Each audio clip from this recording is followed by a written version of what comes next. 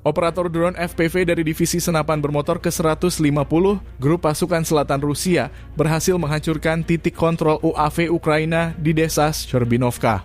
Rekaman penghancuran ini menunjukkan kemampuan drone peledak Rusia dalam menargetkan dan menghancurkan posisi lawan. Dengan kemampuan ini, Rusia dapat meningkatkan efektivitas operasi militernya dan mengurangi kemampuan lawan untuk melakukan pengawasan dan serangan. Informasi ini diperoleh dari sumber di Telegram Militer News.